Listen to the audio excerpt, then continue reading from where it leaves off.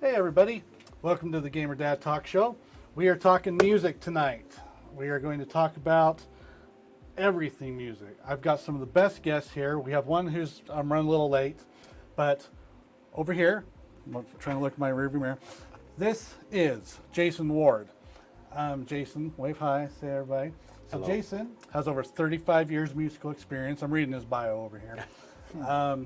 Honed his crafts across various facets of the industry, performing live, recording, marketing, sales. He's a former owner, operator, producer, and engineer of a recording studio in downtown Salt Lake City. He has a comprehensive understanding of what it takes to create and deliver high-quality music. We'll find out. Currently, he leverages his expertise in sales, curating guitar and amp rigs that cater to all genres, helping musicians find the perfect sound for their unique style. Brandon, who's going to be here shortly, I can't wait to introduce him to Jason because he is currently playing all over the place. Jason, we'll see if you are too. I assume you still play live. Hardly ever. Hardly ever. That's all right. Brandon does, and so I'm excited to introduce him to you. He's going to want to buy some stuff from me, I'm sure. Uh-oh. Can Ava come over? Like, sure, that'd be great. Yeah, be quiet. Love you. You're the best. Oh, that looked very... And then Willy Ray. He is a longtime friend, way back from college days. Willy, why don't you say a little something to the camera about my musical experience? Yeah, a little bit of your musical experience. Well, I started playing when I was a kid and piano, and then my parents said you can learn an instrument. You can pick what it is, and we'll get it for you. But you have to take lessons. You have to learn an instrument. And I thought I had them. I had them tricked. The drums. Hey, all right. And then on Christmas morning, that was a shiny. It wasn't that real stainless shells. It was a wrap. But there was a glorious kit for a kid, and I played, and then I fell in with some little old men who were playing jazz when I was about 17. Nice. And then I was on with them 3 or 4 nights a week for probably 10 years. And then I went to the U for a couple of years to study drumming and burnt right out. But I still play my piano, and I still teach my kids to play the drums. Oh, I taught drums at Westminster for a few years. Very nice. Yeah. That's where Willy and I met, was actually up at Westminster. Chamber singers. We were in the Chamber Singers. We got to actually sing in Carnegie Hall together. Were you still there with that group? I was there the first time we went to Carnegie First Hall, time. so that was you That's too, right? Yes, yes.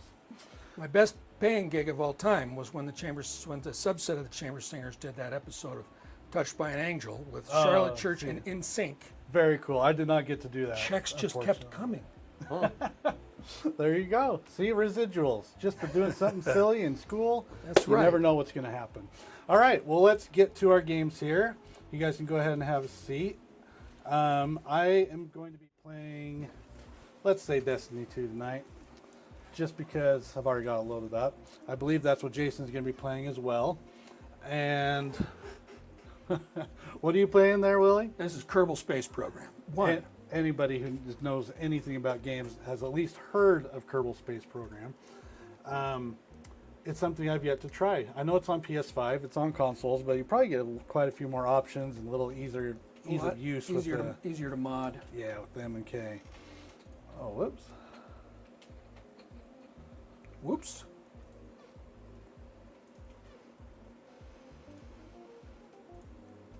All right, Brandon just let me know he's going to be about an hour late. He's stuck at work. So those are lucky to have a job right now. I get it. It happens. So we'll excuse him for a little bit. In the meantime, you can look at the Super Mario Brothers 3 loading screen for an hour, and we'll keep you entertained. All right, so biggest question, and we're just going to come out swinging. What is wrong with the music in America these days? Ooh. Wow, so it's just going to start small? Starting really small. Okay. So I like to listen to Rick Beato. He is a master musician. You know, he's one of those names you actually, if you haven't heard of him, it's not surprising. He's a fantastic studio musician. He's got a really cool YouTube website. And he does these episodes of what I love. They're called What Makes This Song Great. He'll break down, you know, all the triads, the different modes and everything, but it'll be like really cool rock songs or things from the 70s or my personal favorite band, Muse. And he gave this great synopsis of, like, you know, what is originality? Are there new, has every good melody been written? Why do we keep hearing the same things over and over again? Why is there nothing but sampling going on that you hear on the radio? And it's like, man, I've already heard this song a dozen times in 5 different ways. So what do you guys think? I think I would say the first thing that jumps to my mind is that the radio is the problem. The radio feels to me like it's being curated by a bunch of people who don't have the music as their number one interest. And it's much better, I think, for people to get on one of the services and pay whatever the royalty is, and then curate for themselves. You know, because there is a lot of garbage. Oh, so much garbage. But there's also some great music right now. It's true. It's. I feel like, you know, 1 in every 50, you'll have this amazing song and then 50 trash that you can just throw in. Maybe hear once, you're like, all right, that was okay, but I can live happily the rest of my life never hearing that song again. But then there's that one standout, and then, like, whether it came up randomly on my Spotify or if it's actually on the radio, like you said, I feel it's very rarely on the radio when that happens. And it's more likely something on Spotify. It's like, hey, here's the algorithm thinks that you might like this. And it's like, oh, actually, I really do. I've never even heard that song, and it's 15 years old, or it's brand new. You know, it's kind of all over the place with me. What do you think, Jason? Well, so the industry currently is all about cross genres. So a hit song has to appeal to multiple genres. So the idea of just a single country hit or a single rock hit or a single alternative hit has kind of gone away. This is why you see these collaborations between country and rock artists, or rap and R&B or however. And then So many collaborations. exactly, and the reason being is that now this song can be put into multiple markets and be successful, instead of only hearing it, say, on on X96. Now I'm going to hear it on X96, and I'm going to hear it on probably KODJ. I'm going to hear it on 2 or 3 other radio stations where normally I only hear, you know, that one Muse song, but now Muse and they collab with a country artist. Now it's on 2 radio stations. Yeah. And so it's an industry-driven thing. The radio stations really, honestly, don't have a ton to do with it. Are they mostly automated? Well, yes and no. It's once again, it all comes down to like a demographic and who's listening to what kind of situation. So it's really the industry that kind of is pushed this way, and it is all, not all, but it's really because of the algorithm and the way that we currently now listen to music. And that's because you, with any luck, have multiple genres in your playlist and not just, you know, death metal. So if you have some other things in there, this is why these collabs and these singles are being curated the way that they are, is to get as many listeners as possible, because the industry has shifted as far as how it gets music to us now. And it was kind of funny, just a few years ago, everybody thought radio was on its way to becoming a relic, and now radio is once again just right, going steadily along, no issues. The radio personality is kind of a thing again, whereas like you were saying, it was automated for a while. There are still shows that are recorded and broadcast nationally that are not live, but for the most part, local radio is still personality driven to a degree, and that's a really good thing. Does that mean that you're going to hear a bunch of new stuff you've never heard? Probably not. Yeah. But it isn't all as standard as it used to be. That's a very long answer for. No, that's totally fine. Do you think that is all for better, for worse? I mean, hard to. I don't know. It's look, we have more access to music now than ever. If you like, I'm trying to think of just like, let's say you like Muse. We talked about it in the beginning. It's one of your favorite bands. If you like Muse, you can type that in and you'll get 40 other bands that are technically like Muse. Muse-like in some way. Muse-ish. And I mean, try doing that when we were growing up. That was impossible or expensive, one or the other. So expensive. Exactly. So. Or illegal. Yeah. LimeWire, Napster. Exactly. Right. I think the one sad thing about all this, the streaming and everything, is like, as a listener, we have everything available that you could possibly want. But as an artist, I can now get my music out to millions upon millions of people. But Is it harder to do but that? I still don't make anything. Right. Yeah. Some other big companies still taking all the money. Still, if you are an up and coming artist creating your own music, you are still struggling, and that seems to just be I haven't cracked the code on. They haven't cracked the code on that yet. And, and now that it's more accessible for anybody to get their music out there, I mean, it's just a much bigger ocean now to stand out as a little fish. So what are some of the tools or is live music now going to be even more popular because you got to stand out from that digital realm? That's a great question. I do know that as a starting band, it is a lot different than, and this is the old man where you say it's a lot different than when I started. It truly is. It's almost reverse the way that, you know, when I was young and starting up bands, you still have your connections. You still have the 4 or 5 people that you meet, and you all have something in common, which is why you started a band in the first place. That still is the same, but now, you know, clubs, venues, promoters, they want to see what your social media footprint is. And if you don't have this kind of following or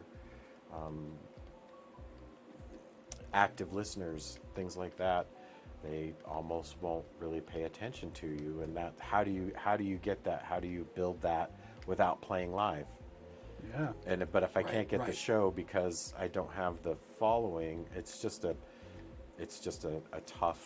tough go. And but yes, you have all these tools available to you. Your band could put out a song tonight. Yeah.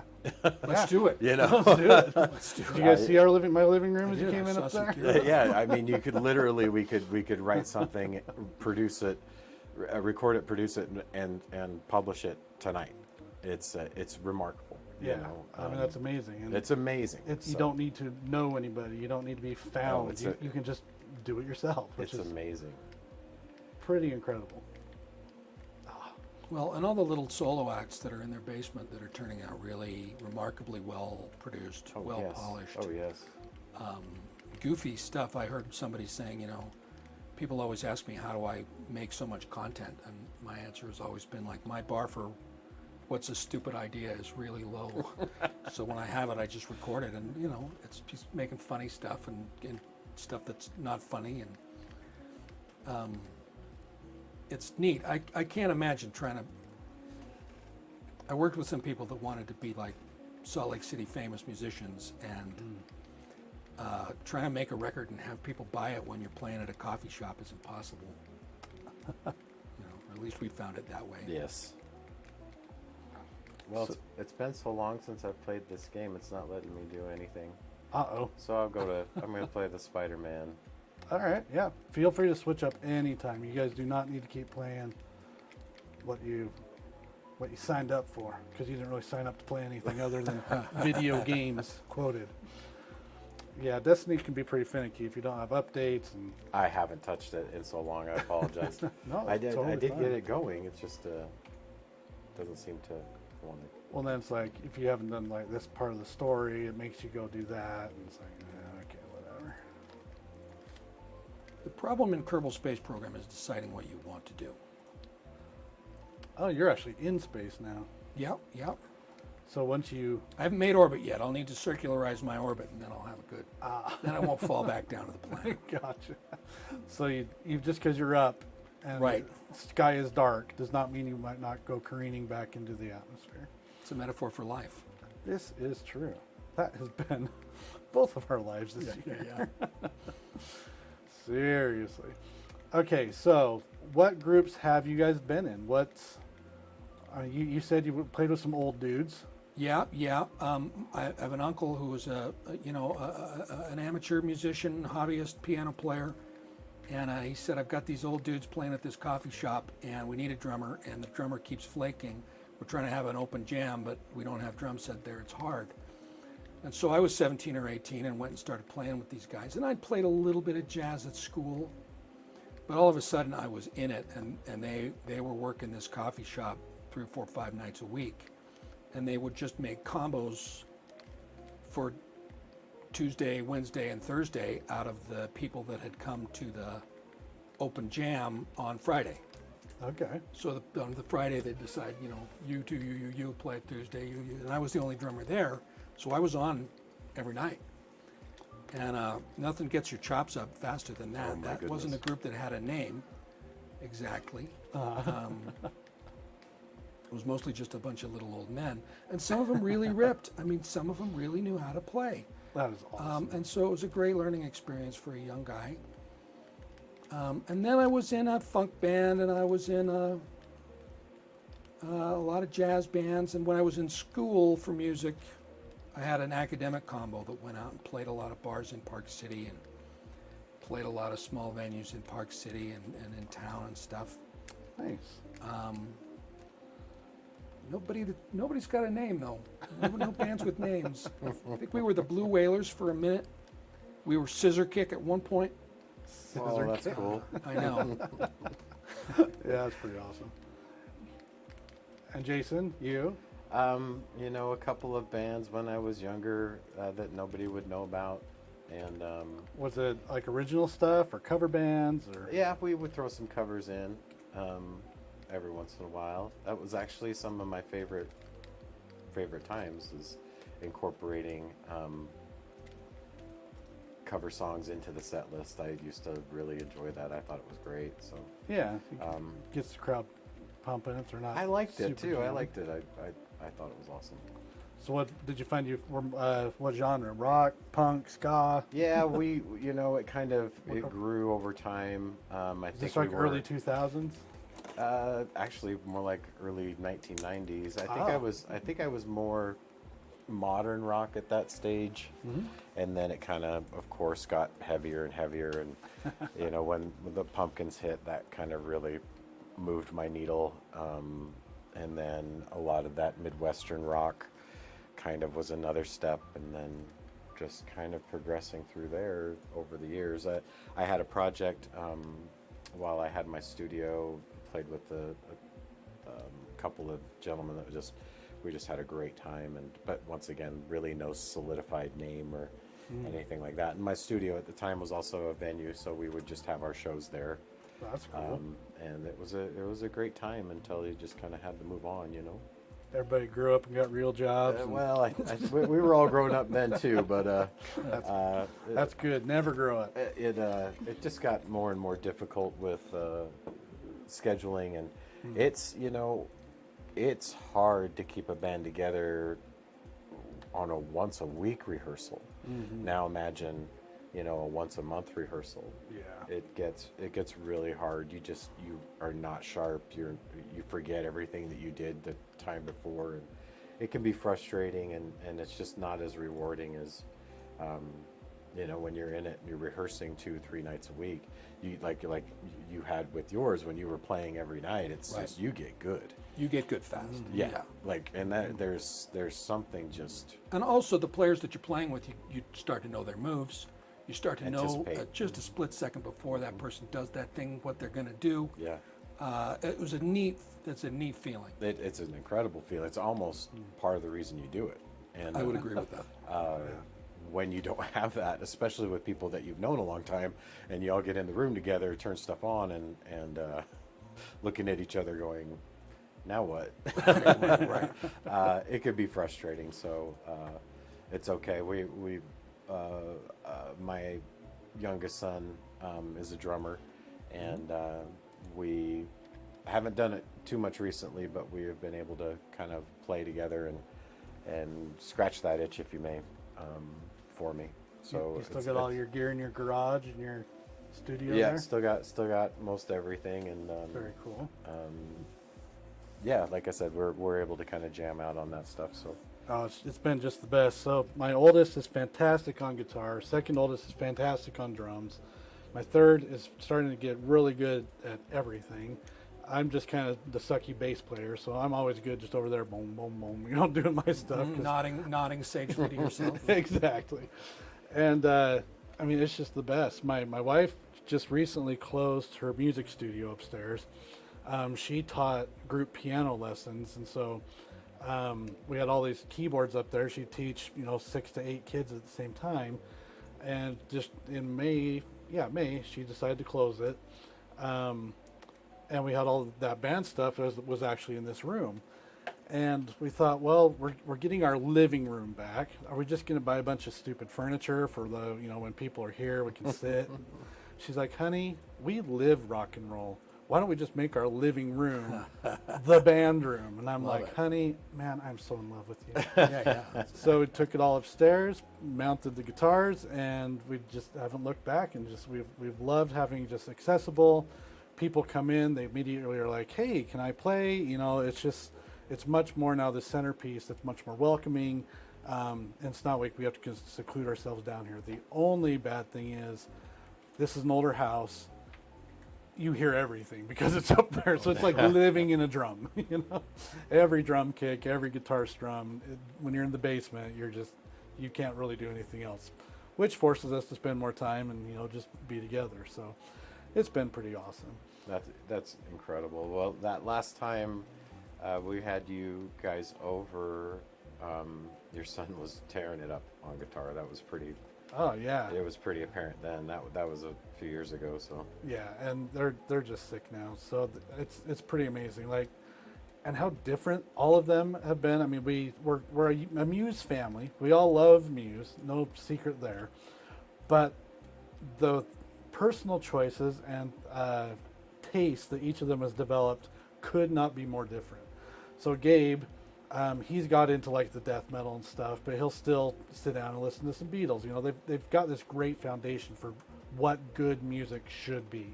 It's good. And I will always, you know, love, I'll just love that about them. Ian, same type of thing, great foundation, but he went into more like the modern stuff, like Jake and I don't know if you've heard of him, Javuka, JVKE, the A's upside down. And then like, I don't know, just more popular radio stuff, things that he can learn on the piano and woo the girls with. And, Nice. you know, just really belted, really impressive vocals. And then Simon, like, he got into a bunch of country and like some of the older country guys, like, oh shoot, what are their names? Like Merle Haggard, you know, just some weird random stuff that he got into. And he soaked it up. But then he's a massive Beatles fan. He loves playing Beatles. So they've just really found their own tastes and things that they liked. And, you know, knowing that mom and dad aren't going to judge, we're going to embrace the things they love about it. Gabe has actually shown me really good death metal, things that, you know, I'm not like anti-death metal, but most of the time it's just screaming and bleh. But he's found some really good stuff where the musicianship is just outstanding. He's still got a guy screaming his guts out into the microphone, but you know, when he's not screaming, he's incredible double bass, and these guys have endurance like nothing I've ever seen. And I can appreciate it, and they know that they can bring something to dad, and they value my opinion on it, which I think is pretty cool. That is cool. But their tastes aren't, you know, determined by what I do and don't like. They like what they like. Exactly. And I just love that about, you know, music in general, but how they've really just embraced it and come to love it for themselves. Have you guys found that same thing with your kids and the things that they like? Oh, for sure. I know on my end of things, we have some similarities, which is nice. But they both, you know, will gravitate towards different things. So, no, it's part of the adventure and part of the greatness of playing music with your kids. The 20-year-old is an upright bass player. My oldest is an That's upright awesome. bass player. And I was trying to learn the mandolin for a little while, but I couldn't get my fat fingers on a tiny little fretboard to work very well. But we were able to, being able to do that, and have that moment where it's like everybody's going to get to the end of the tune and have a laugh about it because it felt good, you know. Yeah. Is great with the kids. And Nick, I think your idea, you know, the fact that the instruments are all out and anybody can just pick one up. Yes. It's just if it's just part of the furniture, then you don't have to argue with people too much about practicing, and you don't. Yeah. You know, if they're seeing you do it, that's I think that may be the ticket. Oh, it's the best. So, like, I mean, we even did a family band for Christmas at church. Right on, right on. We played, we started with, what did we start with? Snow by Red Hot Chili Peppers. And then we did Joan Jett's and the Blackhearts' Little Drummer Boy. And then we went right from that into Just Can't Get Enough by Depeche Mode. Wow. You know? Oh, wow. And so the audience just like, what are this crazy family doing, you know? Jumping all over the place, just playing different stuff. And it was so much fun. We practiced for weeks. And it was just this really great thing to do, knowing that it would probably be our last show before Ian was getting ready for his mission. You know, this was Christmas time. I didn't know that my heart was going to explode 2 months later. Right. That kind of put a damper on things, but it's given me more time to practice. Have I practiced more? No, but I have more time to do it. Right. Technically, you have more time that you could Yes, practice. I could if I wanted to. Exactly. But it's been fantastic. So on this Muse stuff, are you on bass on Muse? Yeah. Wow. Chris Wilson-Holm is a fantastic bassist, and he is hard to keep up with. The very first song I learned was Hysteria, though, and I played cello for 10 years. So I had fast fingers; they were strong. It was just learning, you know, the little differences and going to a big old fat bass. But Yeah, it's been a blast. So my workaround with the cover band I was in with Noah, I bought a Fender Bass 6. Nice. And because I don't play with my fingers when I play bass, I use a pick. Me too, And for the most part. that was my workaround to do all the Muse stuff. Yes. Because as going from guitar to bass, it was a more natural progression. So Yeah, I could definitely see that. You know, I mean, 10 years on the cello, you're used to holding a bow, and you're not playing pizzicato that much. You know, you do often, but it was not a motor skill that I was super eager to develop. So, and playing Hysteria, you know, being your first bass song, it's not like something you can just go start fingering something that quickly. And then a lot of punk stuff, a lot of, Blink 182. I mean, they're always using a pick. They want that different sound altogether. right. So people, my oldest always teases me, why don't you just pluck it? Why don't you just, use your fingers? I'm just like, because I don't have to. Because I'm not a professional and nobody cares but you. Right. Get off my back. Get off my back. I'm 46. I don't have those nimble, long fingers like you do. So they tease me all the time about it, but it's all right. They're just, so who are your guys' go-to bands? Obviously mine's Muse. Who do you just go, oh, I just can't get enough of X, Y, and Z band? Go ahead, Willy. Well, I've always had very little affinity for music that was current and modern. That's why you're on the show, Jazz and old blues. I know. I'm really bringing the heat today. No, I love it. Jazz and old blues and the old country is great. I can't abide the new country. It's a bunch of cowboys that have never seen a cow. But the old country, the old or old traditional music, that stuff is great. So I always end up going back to Tom Waits or Tom Waits. Yeah. I end up going back to old Tom Waits or somebody like Sting from the 90s or What about like Nick Cave or jazz. kind of those mostly. cross between. The only kind of modern stuff that I've really been digging is more in folk. Brandy Carlisle. I could listen to Brandy Carlisle all day. Yeah, she's great. Incredible artist. There's a band called my wife introduced me to called First Aid Kit. Oh yeah. Oh, nice. We went and saw them when they played, and it was just the greatest show. Did they ever. come They're here? really Yeah. good. Oh, they're great. Yeah, my dad actually introduced me to them. Palomino, great song. Yeah. The Milk Carton Kids. The Milk Carton. You heard of them? He was the one of them was the musical director on Live from Here before it got canceled. Folk music. That's been my stuff these days. I need a well-written lyric and a well-played guitar, and that's about it to be really satisfied. Well, I'm going to be the exact opposite of that. I'm constantly searching for new music. Oh yeah. I am into what the genre would probably fall into what's called post-rock, which is kind of a more heavier version of like a modern rock, typically instrumental. And so that's Like a modern day Yes or something, or it can be proggy, but think of early Pumpkins without the vocals. yeah, And okay. and more bottom end and alternative tunings, things like that. So and I honestly have found that over the last 10 years or so, basically because of streaming services.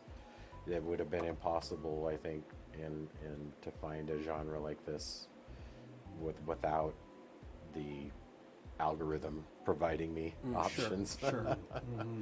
But other than that, I've always gravitated towards new music and always have been searching for it. I still will listen to all my old favorites all the time, but I love hearing new bands tackle that kind of stuff. So that being said, though, some of my favorite bands have put out records over the last 5 years that are some of the best work they've ever done, and they're in their 40s and 50s. So Yeah, it's funny to see how they mature. it is, and so I'm always exploring, trying to find new things. That's awesome. So a little bit different. Yeah, no, that's great. So, along those same lines, who's on your bucket list? Well, actually, best concert you've ever been to. Who have you not seen? Who you would just kill to go Best see? concert. Oh my gosh. We've all seen a lot of live music. Yeah, tell I don't know about that. Whew. Willie, what about you? Well, he's pondering. Yeah, I this. got So many I don't genres. know, yeah. You know, Yeah. Gene Harris, jazz piano player. Probably one of the first concerts I saw that I was like, oh, this is a thing. I'm feeling something. What am I feeling? Right. I seem to have gone and seen Fish about 6 times. Fish. All right. Yeah. They're a great live band. It's great live. I will tell you that First Aid Kit concert. Where did they play? One of these places downtown that I hadn't been to before that you'd have to stand. It's not the Depot. Maybe the Complex or something. I think maybe the Complex or something. Yeah. What a show! I bet that was great. They're It great band. was great, and anything like that, I know I'm gonna love it. Ray LaMontagne, Amos Lee, Brandy Carlisle, any of that kind of stuff. I'm always real satisfied. We went and saw Joan Jett. Oh, did you? With Alanis. Alanis Morissette. Yes? Oh, that would have been great. How was Joan Jett? Joan Jett was great. Joan Jett I had been given to understand that she loves rock and roll, but now I've heard it You know, directly and when from your the voice source. already sounds like a 60 or 70-year-old woman when you're 20, you can rock that thing forever, right? Right. She probably sounds exactly the same. She sounded very much the same. And in fact, confirmed that she does love rock and roll. We played that song for a company band. We did a big event, company band. We came down here, practiced in our basement, and it was just a blast, you know. I mean, if I could go back and relive those days, so much fun. It was my mentor, his name was Bryce Swanson. He actually died. My family got to know him really well because of the band night. It was a tragic, similar type of thing with me, only he didn't survive. But he was a huge influence in my life, and the way he did business, the way he loved people, he was an old codger, just loved old music. And Joan Jett, I'll always think of him when I think of I Love Rock and Roll. Nice. I guess I really don't know where to go with like the best show. I can tell you this: one of the worst shows I've ever seen was the Cult at Saltaire back in the 90s. Really?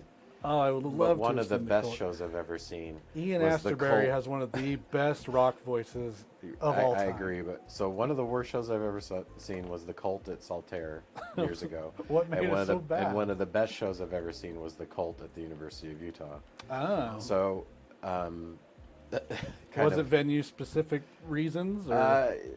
you know, that Saltaire show was probably a third full, and I don't blame those guys for not wanting to come out and do their thing in front of a couple hundred people. Yeah, The that'd be U rough. of U show was packed, and How far apart were these in years? easily 10 years or so. And so, for me, that was I'd still go see him again. But that's and once again, there's so many shows. I really don't know. It's hard. It is. It What is about hard. first show? Oh, first. Billy Joel was mine. Holy smokes! Yep, I was 8 years old, Bingham's age. Sitting there rocking it with big headphones on.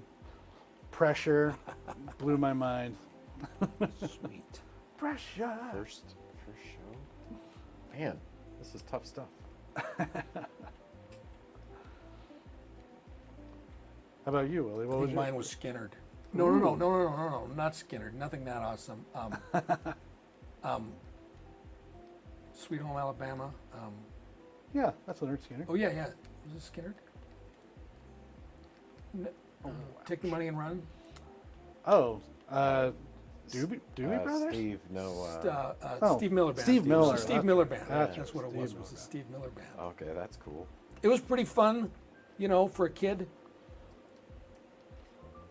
seeing Billy Joel in the Salt Palace with my mom and dad.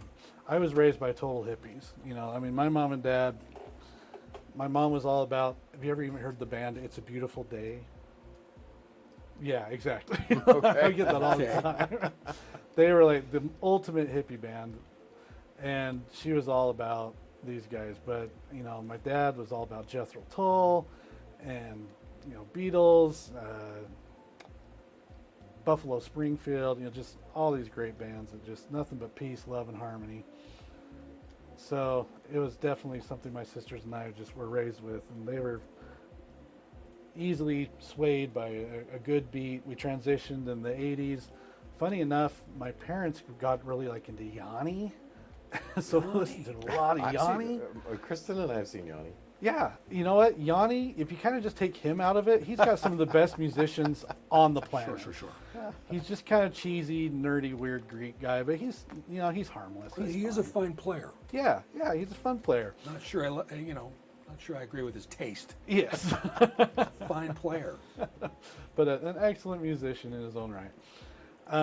But like I am a product of the 80s. Anything that had a great synth beat or a synth line, you know, I was all about it. I just Erasure and Eurythmics. Anything that started with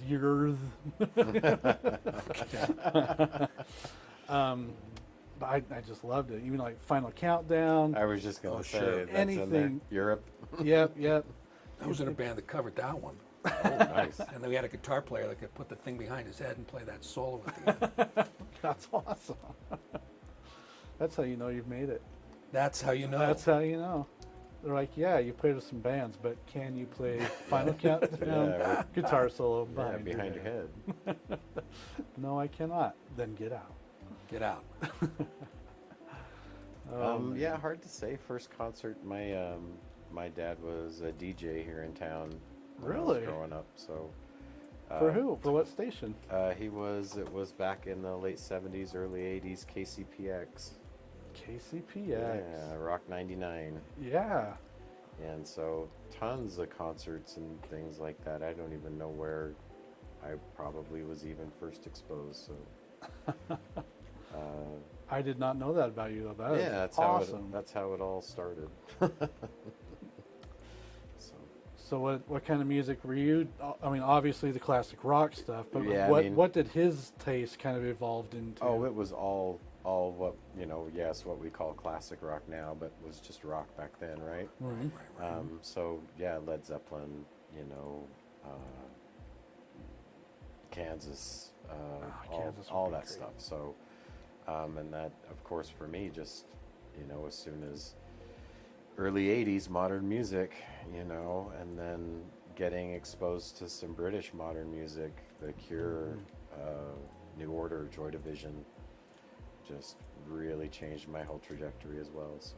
Oh yeah, I got big into camouflage, not the clothing, but the band Camouflage. Yeah, Love Is a Shield, The Great Commandment, lots of good stuff. Because it was all synth based. I was a huge nerd into that stuff. That's all right. That's okay. When I was studying drums, it was Tower of Power for me.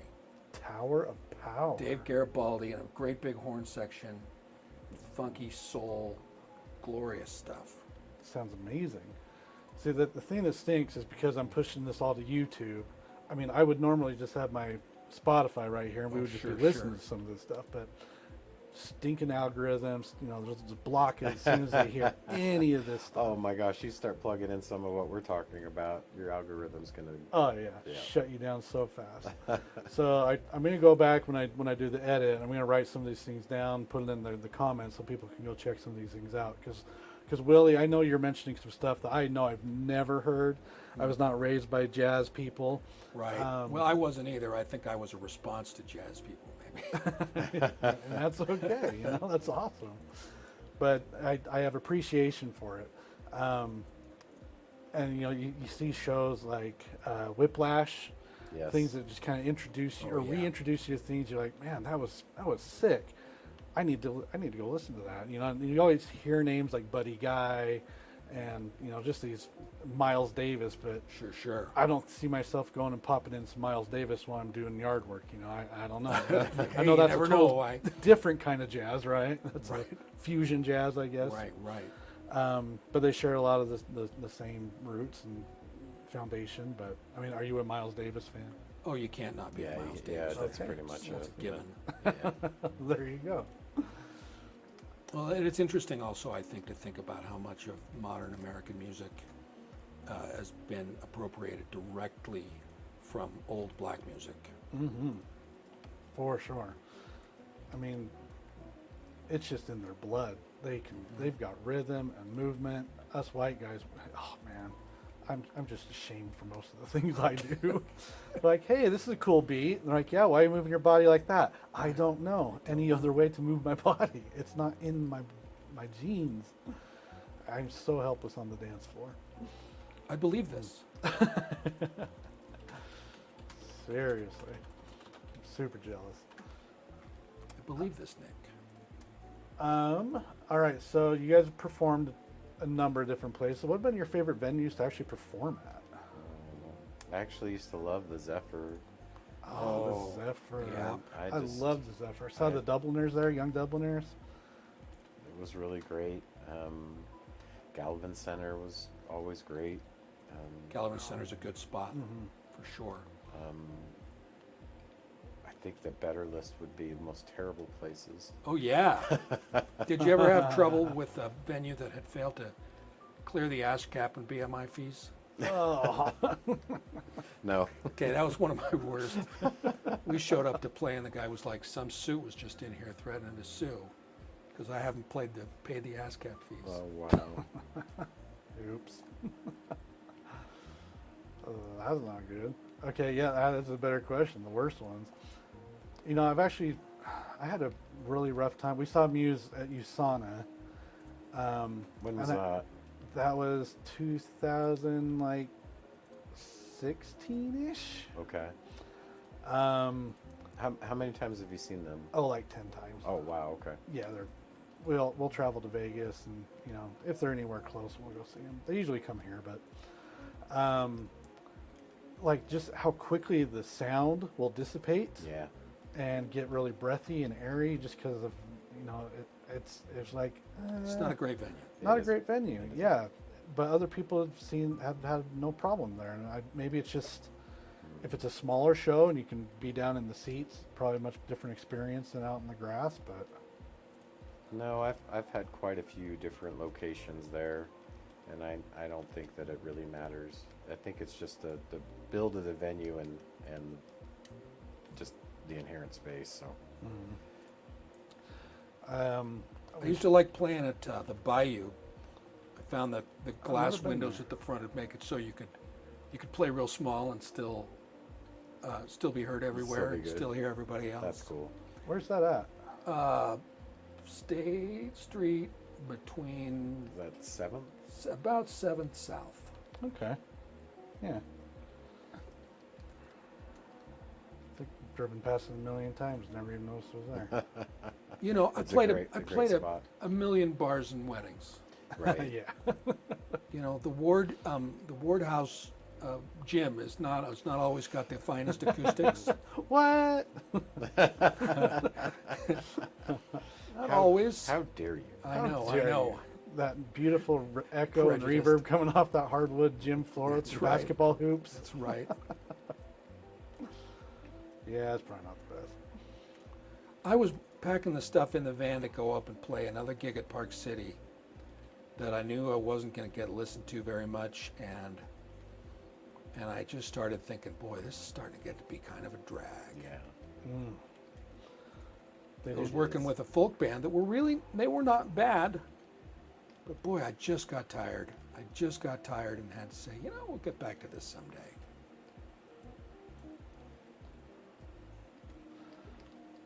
I saw Wolf Mother Oh, nice. in the venue, and that was actually a pretty good place. They changed it completely now. I mean, they've opened up the back part, but mosh pitting to the original Wolf Mother songs and the original band was so much fun. God, they're such a good band too. Andrew Stockdale, I think that's his name. I always mess up his last name. Such a great voice, such a great guitarist, such a good songwriter. Killer tone too. Oh yeah, absolutely. And whoa, dying here. I guess I would say the coolest venue I ever played was the Olympic Metals Plaza in '02. Ooh, what gave you that opportunity? I was in a band that got put together by the state, or by the Salt Lake OC, to fill spots that other they had a bunch of national acts, but they also needed just entertainment to just show up and play. Yeah, if you had a block, right? You were like. So we played like the bottom of the women's slalom. We played at Deer Valley at the Alpine events, and then we played 3 or 4 times at the Metals Plaza. We opened for Brooks and Dunn. We opened Nice. there were 25,000 people there. Yeah, that's gonna be that some night. serious sound. Awesome. And it was, and Yeah. you'd hit the bass drum and you'd be like, whoa, Wow. whoa. Yeah. They heard that in China. Yeah. My mom can hear that in Bountiful. When you get the big PAs behind you, it's something else. It was neat. That was neat. I've That was a never had that memory that experience. I will never forget. Walking out there, I don't and think I so. hadn't had stage fright in years. But walking yeah. out in front of that many people, there was just a little tickle, You're like, just a little quiver. Uh-oh. Oh, that is awesome. that is awesome. What a thing. Seriously. And I wonder about what the opportunities will be like for the players when the games come back to Salt Lake. Yeah, that was fun news to hear. I mean, and it's not just Park City, right? I mean, Salt Lake City. We don't it's- necessarily have venues made yet for everything that they have.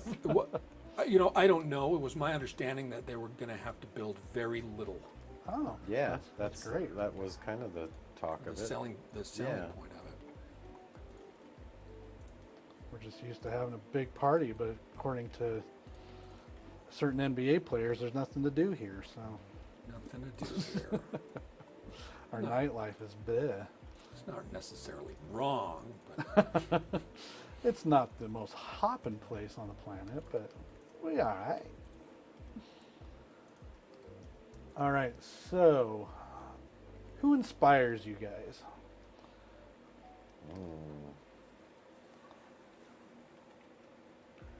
I'd say for me, the old jazz guys who had to go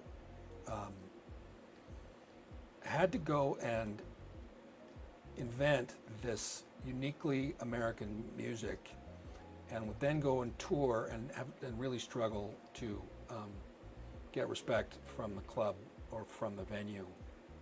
They weren't allowed to go in through the front door. They had to go in through the back door Right. when they traveled to the south. And then somehow they would go and sit down that night and change this whole sound of American music night after night under those circumstances. I think to me that's one that I always think of when it's cold in the winter and I'm loading up the van and I've got some practice so my fingers hurt. Like that's an easy one. I think that might be a gimme. Love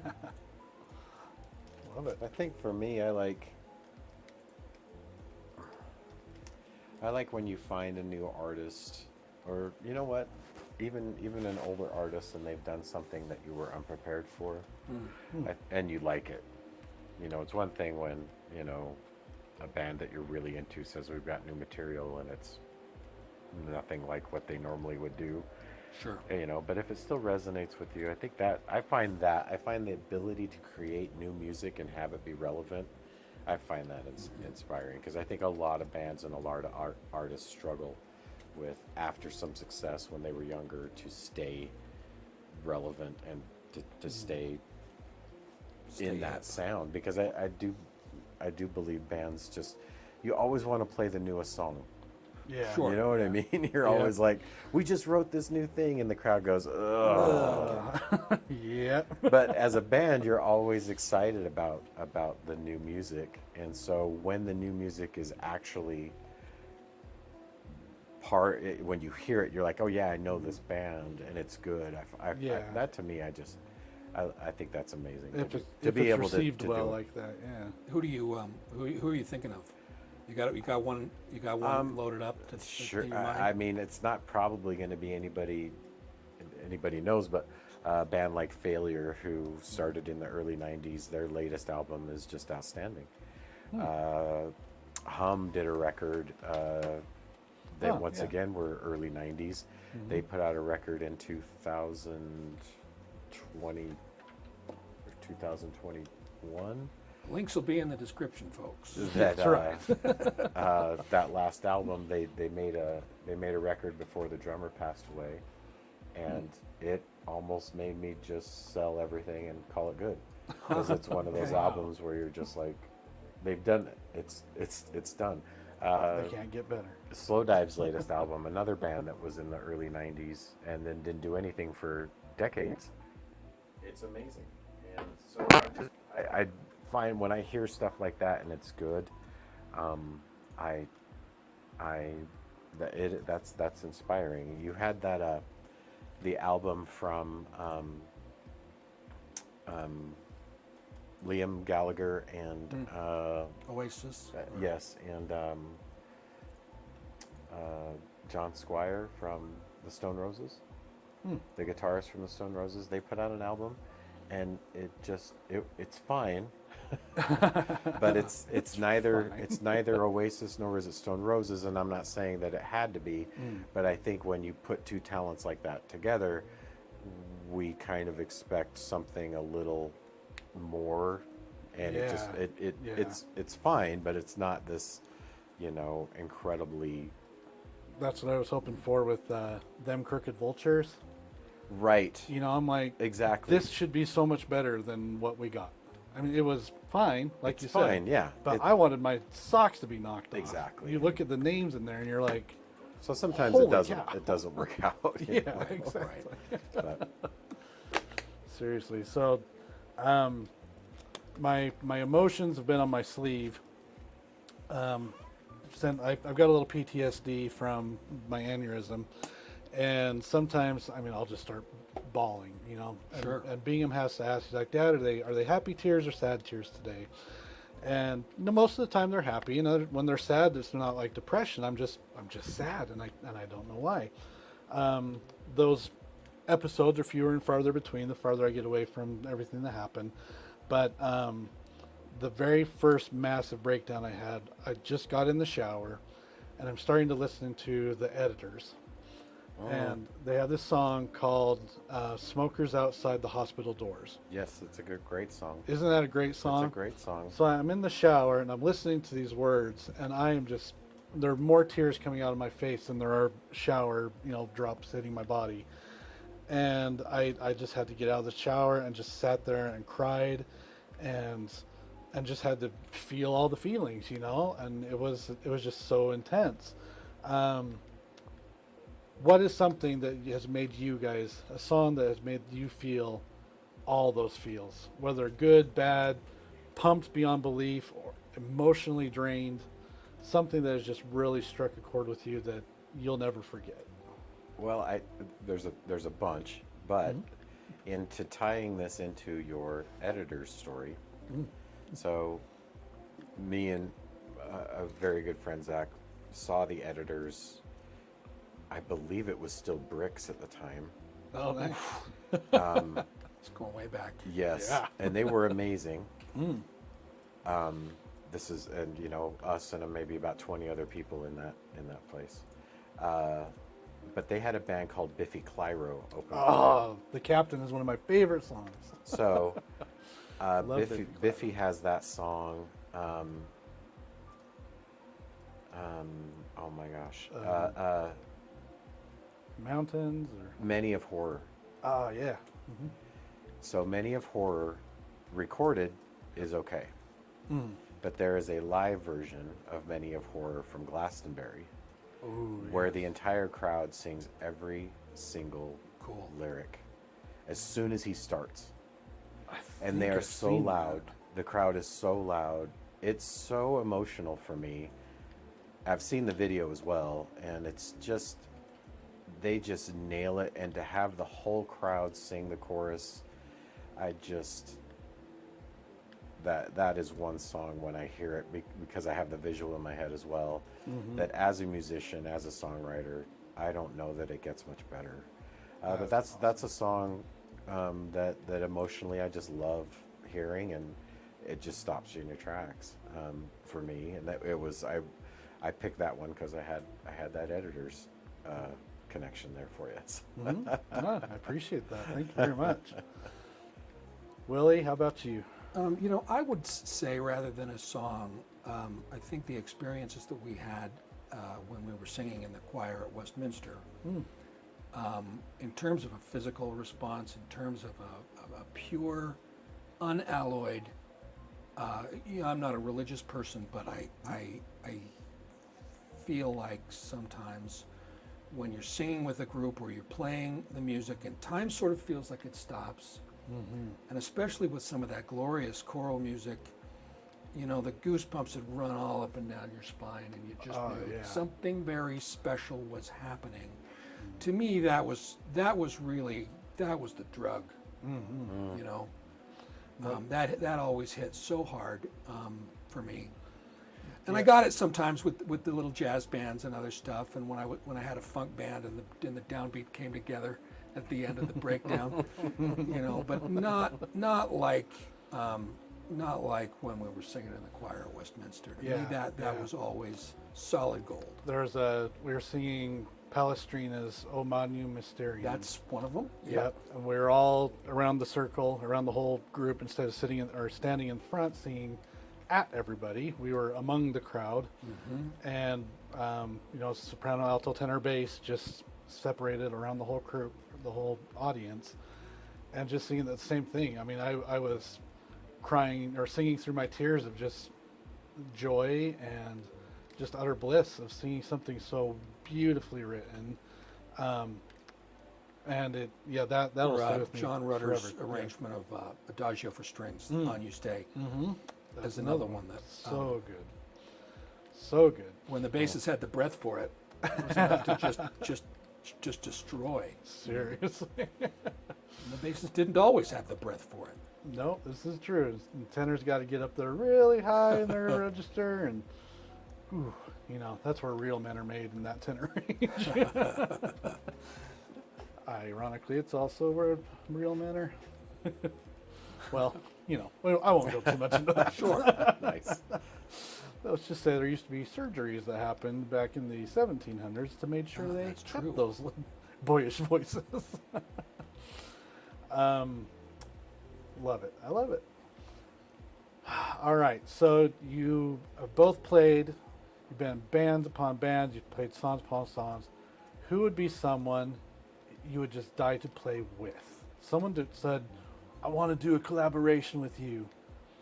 Who would that person be? That you know that even if you didn't pull your weight as a musician, they would. I would love to just play rhythm guitar in the Cult. Just let me do the chords in the background, and I'll even sit behind the drums. You don't even have to look at me. There's a few bands like that where just you know what? I'll do the acoustic guitar bit. Just let me sit in the back here. And to be honest, most of my projects I was the weakest link. So Yeah, me too. I'm kind of used to letting everybody else do the heavy lifting. But there's quite a few bands where it just wouldn't it just be great to just, hey, just play the chords, okay?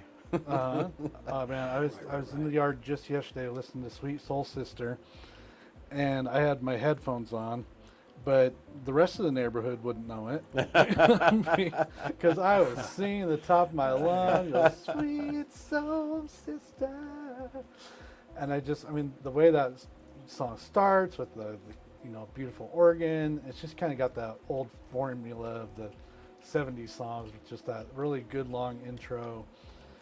And oh man, yeah, I love the Cult. And then went right into Ciao Baby, Edie, Oh, there another you go. amazing song. So I was culting it up just yesterday. So I'm so glad that we have such like minds, similar tastes, because Once again, another concert that my friend Zach and I went to recently was last summer. We went to The Cure in Denver, and he just got these incredible pit passes. So we're literally feet away from the band, and they sounded amazing. Robert Smith's voice is still holding up Amazing. after all these years. It was amazing, and that's one where I would be like, maybe is there any way I could just maybe play a keyboard part off to the side? It was an amazing show for a bunch of 60-year-olds and still doing it. That was amazing as well. So there's a bunch of little of bands that I would love to just be in the background of. As far as like a collab writing with somebody, I don't know that I'm that astute. I don't know that I'd be of any help. Well, it's all right. They're doing the heavy lifting. You just get to sit there with the grin on the face, saying, "I'm doing this. That's it. I'm That's helping." I'm helping. Right. I'm learning. I can play that chord. Exactly. How about you, Willie? You're like, they want me? There's always that fantasy of like, well, the drummer's sick. We need somebody today. Can somebody play? Does anybody know our catalog at all? But there's a band. Have you heard of Wolfpack? Yeah. Yeah. That kind of music. Okay. To me, is just like it's how I feel when I drum. Interesting. Just super tight, super crispy. Yes. It's a bunch of studio pros having fun, just kicking out some grooves, and that to me is that's a kind of thing. If it was 1975, I'd say Tower of Power. Tower of Power. Your level of musicians that you're picking. Those guys are those Wolfpack guys are. Yeah, this is it's next level. Yeah. Fish used to come out and cover the Dead and sound exactly like them. Oh, I bet. And that takes a lot of chops. Poor old Jerry. I'm going to dump my external boosters. I was going to suggest it. Do this whole thing on my central insertion stage. Yeah, I was going to recommend that. I think that's going to work better. We were both wondering thinking if that you were all going to bad. get there. Yeah. I'm watching on the corner of my eye. I'm like, what's he going to do with those boosters? Is he really going to keep those on there? They look heavy. It seemed crazy, but I'm glad we're all on board. Yeah. Good. I've got you guys on board. Oh, man. I'm basically going to Mars in this game. So, Nick, I don't mean to rehash, but I don't know and you don't have to talk about it if you don't want to. I'm not clear on the aneurysm story. Oh, yeah.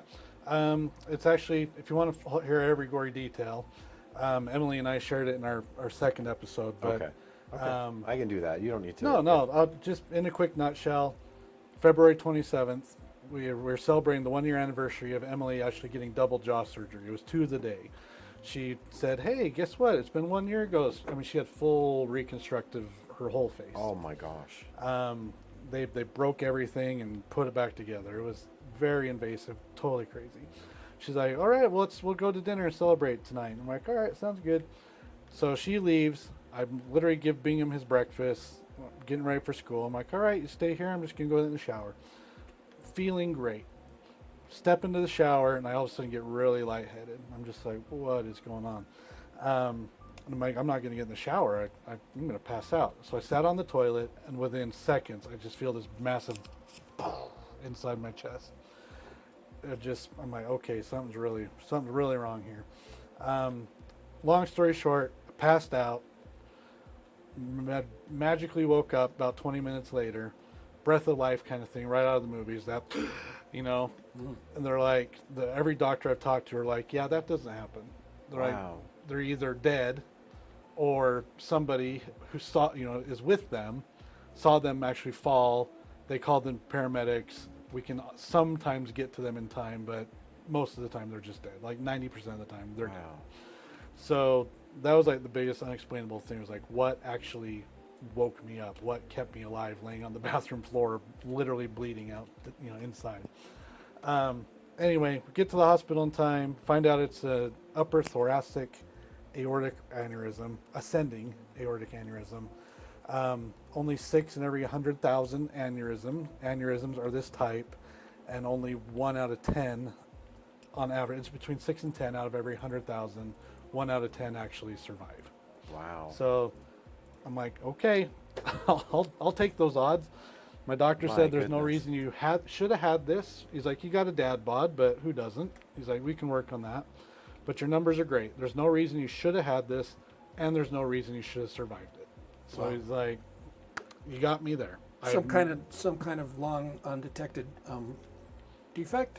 Don't know. My dad is adopted, so we don't have any medical history for him.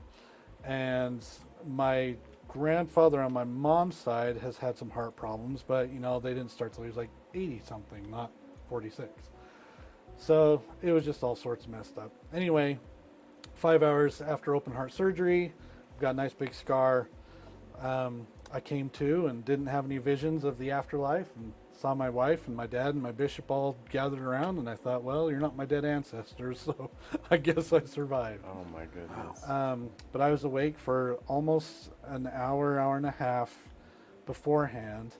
I'm signing my own DNR. I'm saying goodbye to my family for the last time. They're like, people just don't get that opportunity, and you got it. And everyone who walk in, they're just like, how is this guy even awake? They said I looked like a zombie. All my color was gone. I was just super gray. And my wife said it was just, she still has nightmares of it because of how just colorless I was. And I'm just like cracking jokes in the OR, and right up till I got onto the operating table is when I passed out legitimately. That I didn't even get to the point where they put the anesthesia on me and stuff, but I just came to after that. 5 days in the ICU, and then they sent me home. They said, you're in great condition. You're the poster child for survival and recovery. We have no reason to keep you here, so go home and get better. My goodness, Nick. Yeah, so it was pretty crazy. And then day one of my return to work, they fired me, and we won't get into that story. But I've been looking for work ever since April 7th. Oh my gosh. And then I, had lots of time to put the show together, and done lots with our backyard, which is looking amazing. 2021, you guys remember that massive windstorm that came blasting through here? Yeah. We had 500-foot pine trees in our backyard come crashing down. Devastated everything back there. So got them hauled out. I had a complete blank slate. Sky was the for the limit. yard, So yeah. I've been working on it ever since, and I'll take you guys out there before you head You out. need an and see amphitheater what's back there. Yes. done. It's a gazebo, Roman and it's got some Coliseum. great acoustics. Yeah, it's going to be a really, really fun, entertaining backyard. So we're excited for that. But yeah, that was kind of it in a nutshell. I just got a sweet scar and lots of bad memories, but so much to be grateful for. And I mean, every day I look at why I survived, and being a good dad, a good friend, a good husband, and just someone who cares about others. The world needs more of those people. I'm not a biologist. I'm not going to cure cancer anytime soon or anything, amazing like that. But I was spared for some reason. Yeah, I was just going to say this is all too, yeah. We'll figure out what it is as we go. Well, Probably to learn how to pluck the bass with your fingers. you need to add that to the list. I was going to say, so thanks for getting me up to date, I think. Yeah. Not quite sure. Yeah, you got to digest all that. Yes, Wow. I am also, I think, a little shocked, and I'm just glad it all seems to have worked out. So Yeah, I appreciate that. that's funny with the job thing. Isn't it though? It is. There's just some really, really terrible people out there. That unfortunately is correct. Okay. All right. Moving on. All right. Next question. It's all right. Okay, so I played a gig one time where the venue had hired us. It was a fundraiser. It was out on the deck at a Bravenel Hall. And the venue, the organizer had hired us, and the organizer had hired a caterer, and the caterer had hired a polka band. Okay. Wait. So I'm showing up there. I'm the first one there because I'm the drummer, right? I'm setting up my gear, and here comes this other band with an accordion stuff. because the caterer had hired them, and the event had hired us and the caterer. So we just traded 4-song sets all night. It was great. We both got paid. Both got Everybody paid. got paid. This is not where I Everybody thought got- this was going to go. Oh, it was terrific. That's outstanding. It was a battle of the bands nobody wanted. Exactly. Right, right. Nobody knew they wanted it. It's like, do you know the beer barrel polka? No. But I can go booncha I can booncha fake it, booncha yeah. on these drums. Oh, that's outstanding. Oh, that is awesome. All right, horror stories. Worst things that have happened to you on stage in front of any number amount of people, but you just, things fell apart and you just went, well, that's life. We're a live band. These things happen. I have one if you need to think of one. Yes, go ahead. Okay. There were drunks at the bar who were asking for happy birthday. Right? So we played it. And then like 20 minutes later they came up and they asked for it again.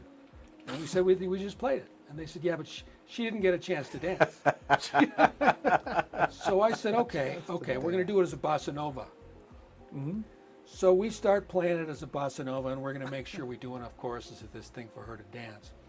And her boyfriend is bringing her around to the dance floor, and they are all hammered.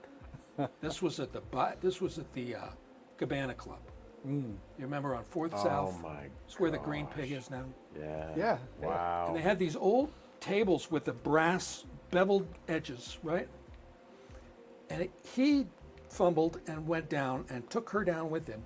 And she got her right in the back of her head, right on the corner of the table, out like a light. Oh, man. I look over and the bar guy's going like, keep it going, keep it going.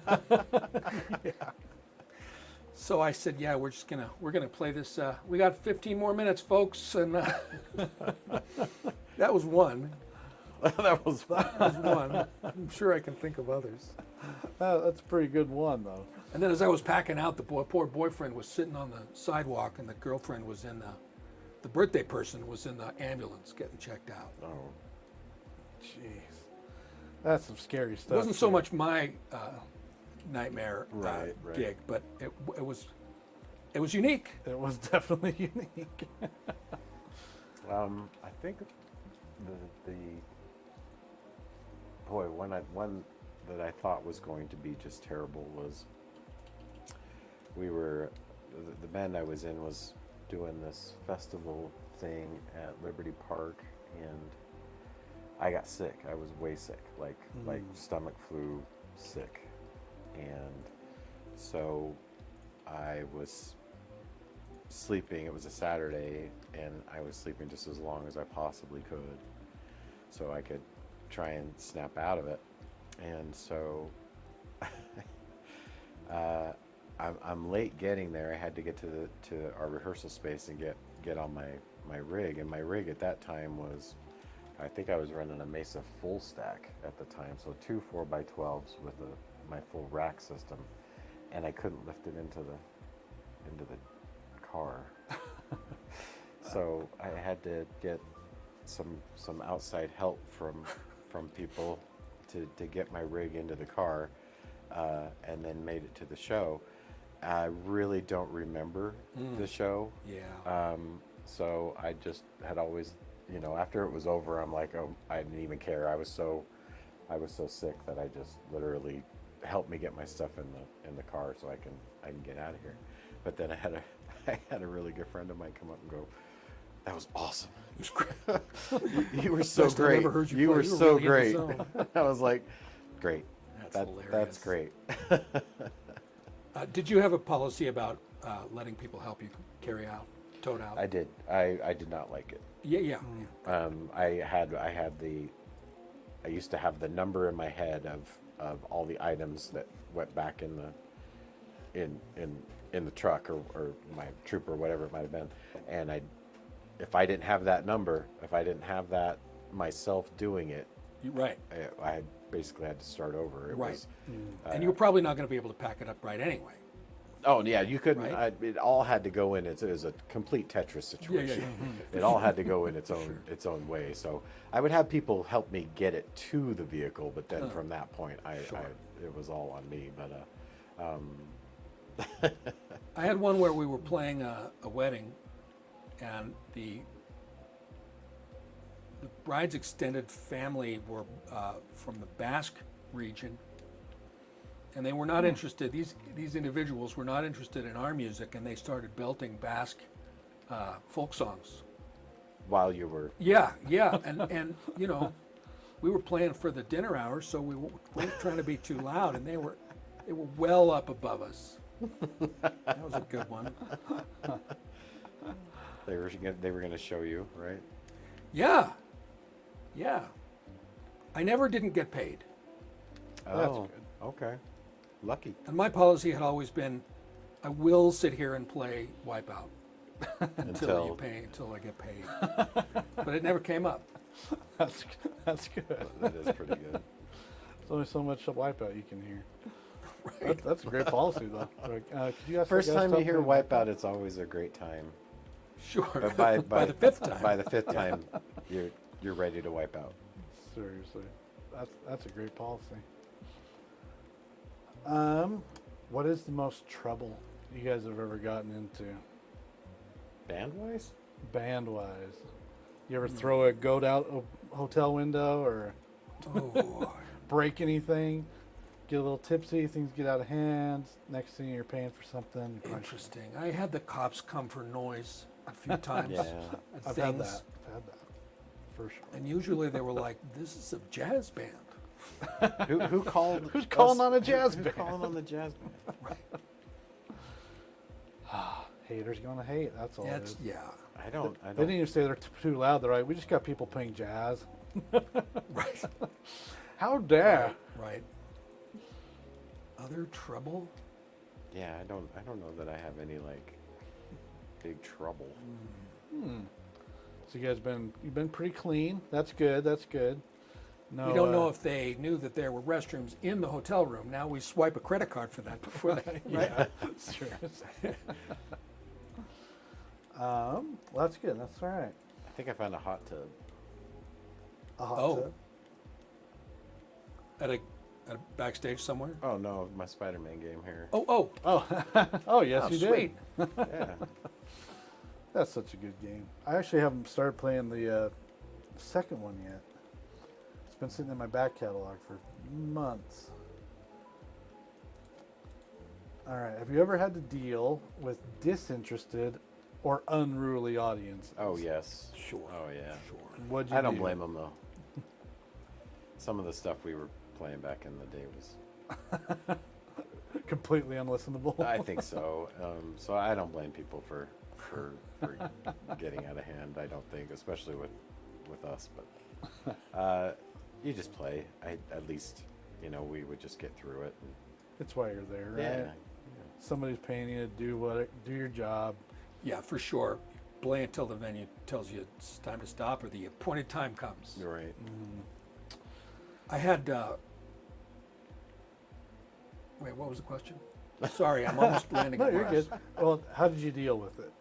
My policy was always to play softer and softer and softer. Really? Yep. Same thing I do in front of a classroom full of kids, or if, just go softer and softer and softer, and then finally somebody realizes, like, oh, I'm the loudest person in the room.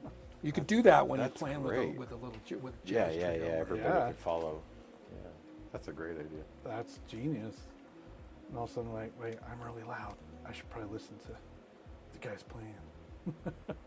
So I launched basically a Mars mission here, and I accidentally didn't put any batteries on the ship. So anytime I go behind the shadow of another planet, my batteries drain out, and I just have to wait until I come out the other side of the planet, and my solar panels pick it up again. Well, Wow. the But whole you made it. mission kind of is coming across as like a first draft idea. Yeah, for sure. No, that's this whole game. That's absolutely this whole game. You go to Mars and back and realize you didn't put parachutes on the return capsule, so now you're stuck in orbit, kind of deal. That's awesome. So, that's actually a great segue. What's your guys' creative process when you start sitting down to write? I don't very much. I don't write. Very much. So you have tried, at least. I You've mean, gone down that route. Have I even? I'd say I don't have a Have process. I really? Would you say nothing good? No, would you I call don't. me a writer? I don't really write. I've done a lot of arrangements of stuff for choirs or for groups of instruments and stuff like that, but I don't really. It's not been part of my process. All right. For me, writing comes from quite a few different places. My favorite way to write are dreams, especially when you wake up with a melody or a phrase or something like that. I think that's really, really cool.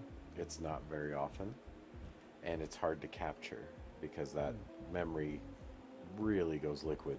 Like, as soon as you wake up, it starts to fade really fast. Oh yeah.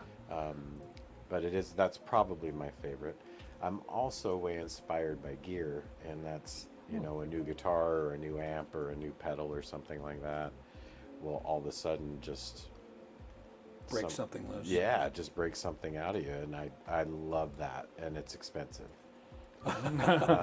But it works, and so writing for me, it does involve some steps that kind of need to happen, but it can happen in some different ways. So, are you like a lyrics first kind of guy, a melody, a beat? What really kind of gets the juices flowing? I think the majority of the time it's a melody, and then the beats almost always last. I'm terrible at coming up with, say, a drum beat for something. Really? Yeah, it's one of my worst aspects of songwriting. But lyrics can be rough as well, unless it's an idea inspired by something that's happened. Then it tends to flow. But writing is always. I wish it was more productive. I wish I could say, oh yeah, I write all the time, but I really don't anymore. I used to all the time, but I think other things just get in the way. I think you do need to be in an open spot, if you will. What is your personal genre? What the kind of style you find yourself writing the most? I really don't stick with any one. The song tends to develop into whatever it's going to go into. Sometimes it could be this clean, jangly, modern rock piece, or sometimes it could be this heavy chugging, more post-metal type of thing. So I really don't know. It's not until I get it in my hands. And once again, if the melody is on an acoustic guitar, it may not gravitate towards something that heavy. Whereas if I'm playing electric guitar, it kind of always alternates or turns into that. Very nice.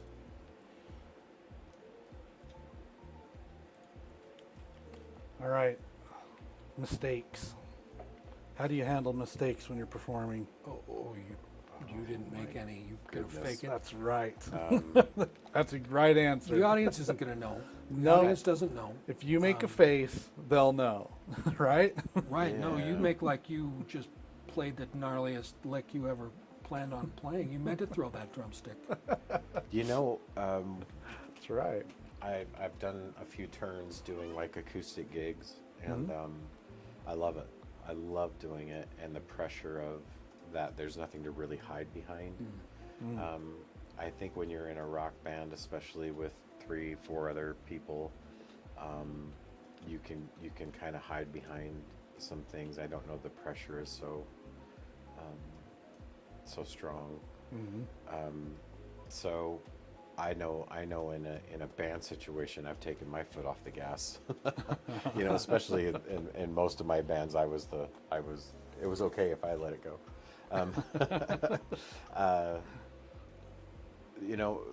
When the drummer makes mistakes, that's hard. That's really, really hard. And it's not that it's just you wish you could do something that, like if the bass player Drummer hits screws the pooch is screwed. yeah, if the bass player hits something different or a keyboardist or something like that, you might be able to just kind of, ring a chord out or whatever till everybody's back in line. But when the drums hiccup, that's really, really hard to get around. And it's tragic. I've only seen it a handful of times, and usually, amateur kind of stuff, or even like my boys, they played in what are they called? On-track music. They do like a big music festival. As soon as that drummer's off, they may as well just stop the song and start over again, because it's like, wow, you guys did not recover from that situation. Drummers have a whole different level of pressure. So true. Yeah, my problem, I never played a lot of covers. I never played a lot of popular music, and having not done that, I find it so difficult to learn the form of a pop song or a rock song. Have we done this verse 3 times or 4 times, and then there's going to be a bridge, and we go back to the thing after the bridge? Like, part of it is I never developed those chops, but also part of it, I think I've just got some kind of a block on it. So if I've got a folk tune or a jazz tune or a blues, I don't have to worry about that. I know it's coming back around in eight bars. Yeah. And you're playing something that maybe people don't have a reference to in their head. Yeah. Oh, or they've heard the I album can hear so many it. times. I can hear exactly where we are, and there are no surprises. Okay. Whereas like maybe original music, it might be a little more Yeah, difficult. Yeah. And that's not really a muscle that you have really trained, right? Yeah. So when I've tried to play those, in a cover band, or I was in a band that was covering stuff like Kelly Clarkson and stuff. Yeah. And we'd go out, and I'd have a pretty good chart, but I'd blow it. I'd go to the bridge at the wrong, You're just not interested. And then I was like, why? Is it worth trying to figure this out, or do I just go back to the music I love? And that's what I ended up kind of doing. Very interesting. So you brought up bridges. Best question: is the bridge time for a guitar solo always, most of the time, or just sometimes? I feel it's all the time. Somebody should be soloing during that bridge. It could be even a keyboard solo. Let's not even just say guitars. Should that be a great place to throw in a solo? Yes or no? Is the bridge a good place to throw in a guitar lead? Sure, why not? I honestly don't believe there's any rule. I do believe that there are good solos and bad solos. Guitar solos. I feel like it's a wasted opportunity. Most of the time, a bridge is the weakest part of a song. Other times, I have heard some fantastic bridges. It's like, wow, that was a really unique, clever way to pull that song together. Other times, like, that was really boring. You should have just thrown a solo in there. Okay, that's a fair. Okay, I think that's fair. I think a bridge sometimes feels pushed, and maybe even unnecessary. And we could probably, come up with a bunch of popular culture songs that have no bridges. So that'd be a really interesting list to make, actually. I'm actually, my brain is trying to access something, but I'm just right now trying to find that hot tub again. So it's, but the guitar solo, throwing in a guitar solo just because I struggle with. But there are countless songs where if you didn't have that guitar solo, you'd really be missing out on something.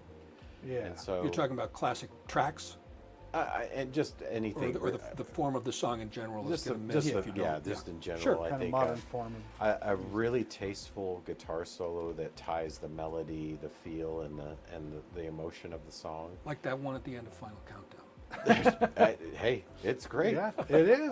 It's perfectly placed. It makes sense. It's relevant to the rest of the song. Exactly. I Keeps think the energy going. there you go. And I think that should be the prerequisite to any guitar solo.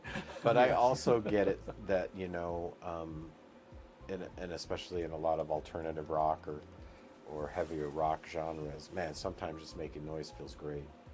Sure. So anyhow, that would be a very interesting thing to come up with some songs that don't have bridges per se. I think one that sticks out to me, and you know, maybe I'm putting my foot in my mouth, but Ring of Fire. It's got that little intro. I don't think there's a bridge in Ring of Fire. I think you're exactly right. Yeah. All right, somebody out there, get on it. I don't know. There's probably a YouTube video already out there. Top 100 songs without bridges. I'm sure it probably not exists. even 100.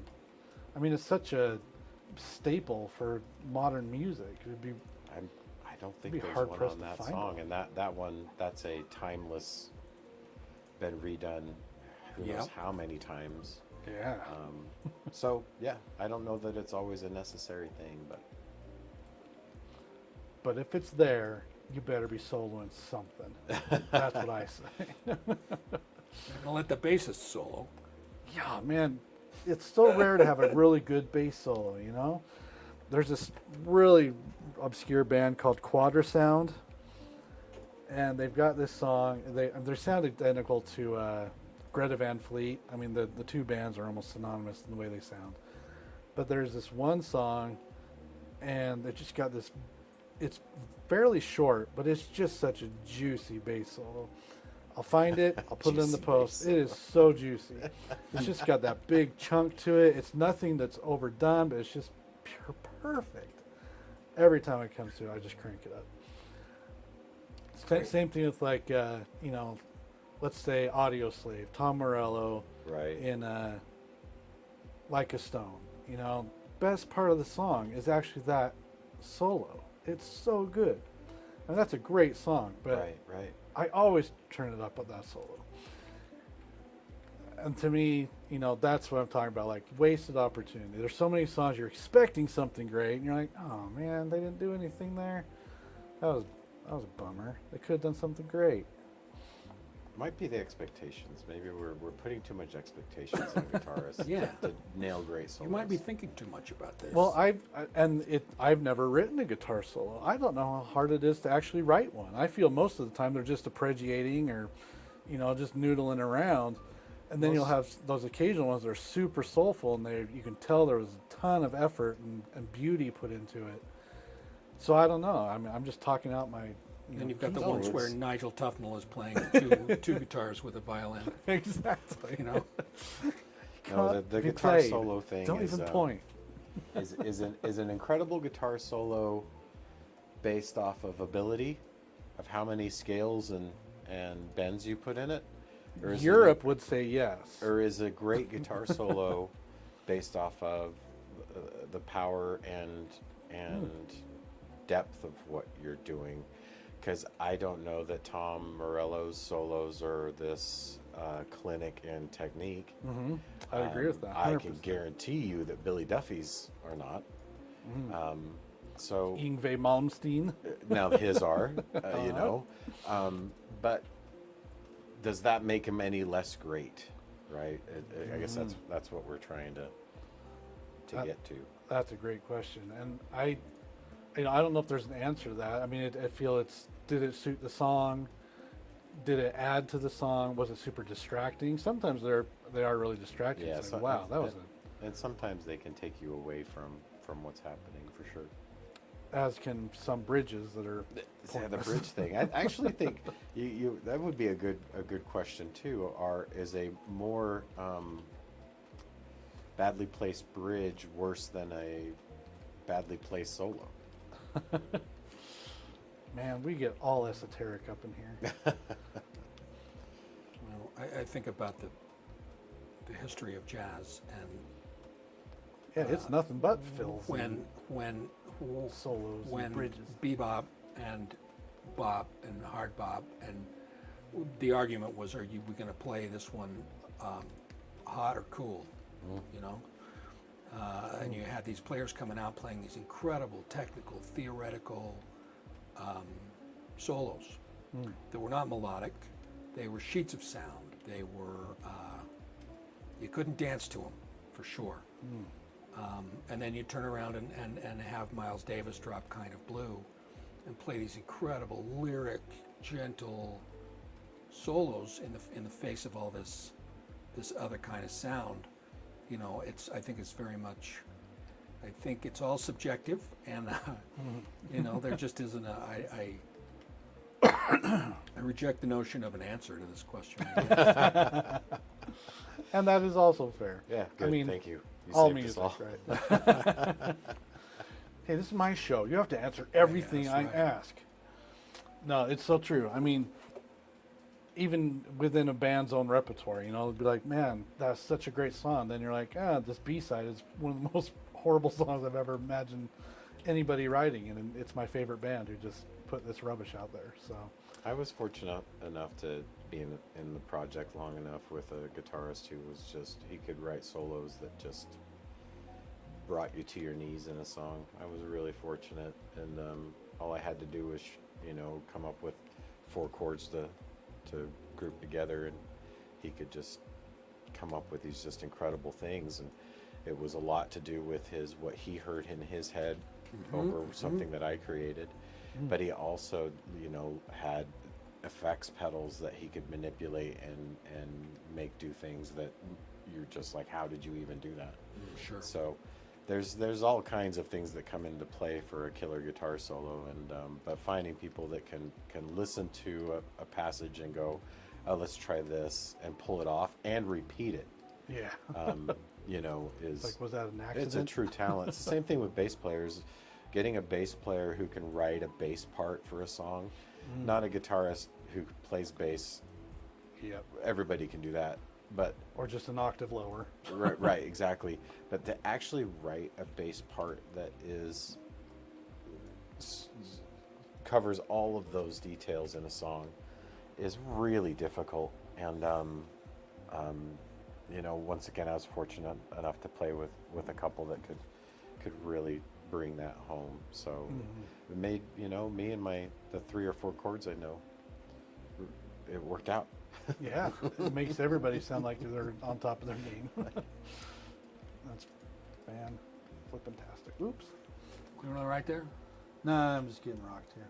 It's kind of funny, you know. I mean, I consider myself a pretty average Destiny player, but I feel the more I'm actually not thinking about the game and more about the conversation, the better I do, which is really strange. Oh, So it's like, if I'm overthinking it, I do really bad. If I'm just in the zone and talking about things I love, all of a sudden I'm like in top 1, 2 every round.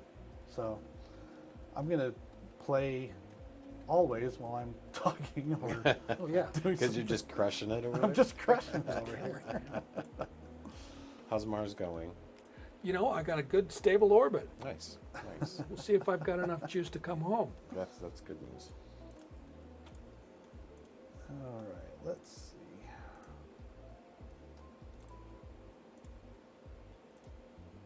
Man, we've covered so many of these just naturally. It feels so good. Other horror stories. I put out my back loading the drums in the back of the Corolla.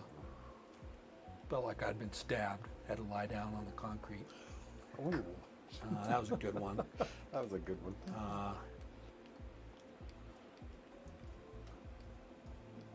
I had gear fall apart on me on the stage at a Bravenel Hall. Oh, what a On the nightmare. stage. That wasn't ideal. Yeah. It was a shaker that was 2 shakers rubber banded together, and the rubber band broke, and one of the shakers just shot all the way across the stage. That's not good.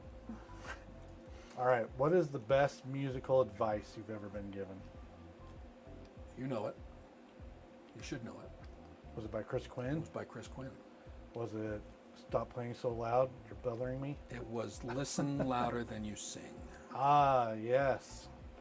Thank you for reminding me of that. Wow, I haven't heard that forever. That's Another, really great. another good one of his was Take the Money and Run. But listen. I don't think you can claim that one. No. All right, do you guys sing in the shower? I used to. I had some trouble with my throat last year, and Yes, you did. I used to sing Mona Lisa or stuff like that in the shower. Those Old crooner old stuff. crooners, yeah. And your children or wife say, okay, that's enough. We all know the words. The kids are singing in the shower, though. Excellent. Yeah, big time. My littlest Bingham, his life has a soundtrack. I mean, no matter what he's doing, he is sitting there singing through it, giving it sound effects, sometimes both. It's just such a wonderful way to live. That's great, though.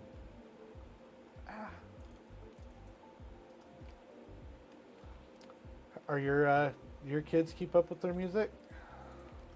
Oh Jason? yeah, I mean Noah.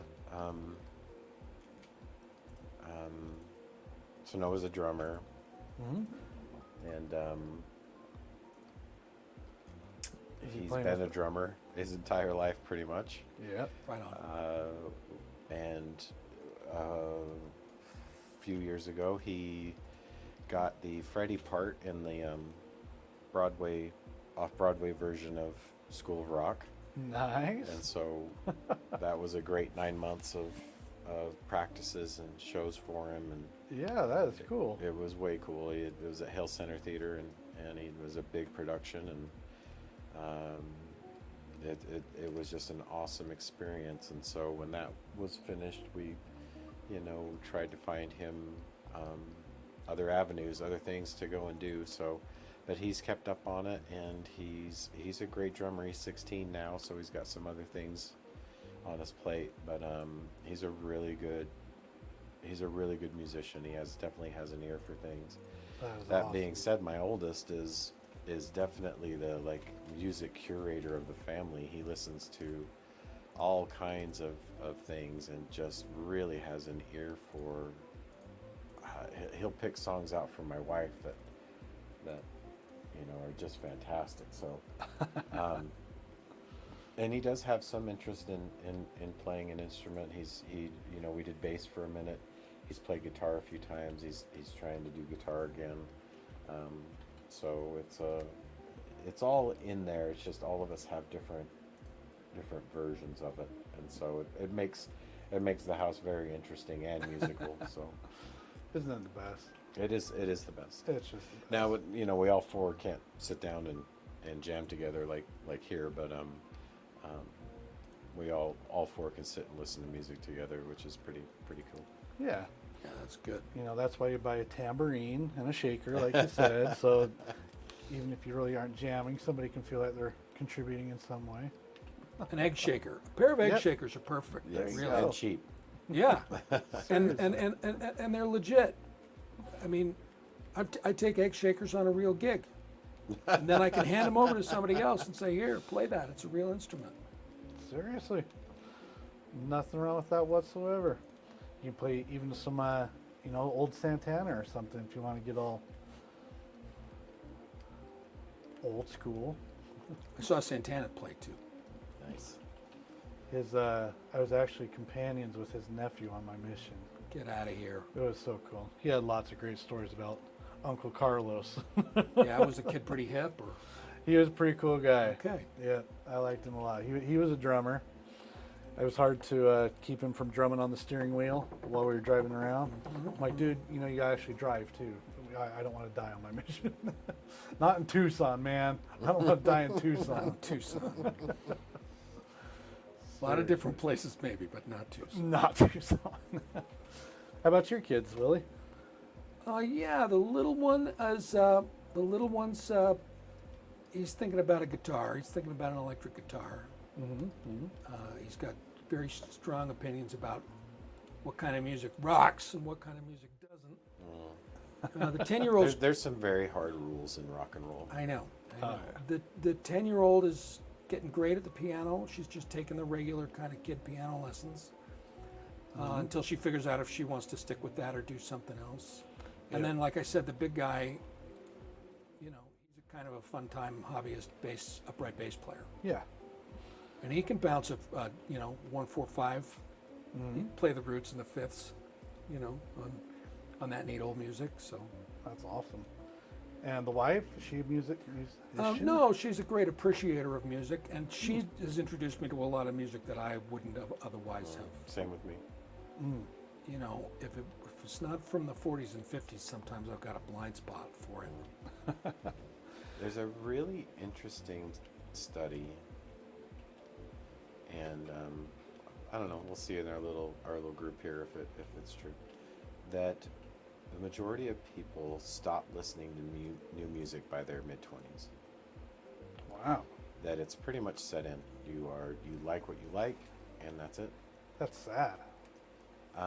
Tragic. It's the reason that nostalgia rules the music industry, and why when all of a sudden Aerosmith says they're going on tour again, we're all in, right? So anyhow, I've found that to be true of most people I know.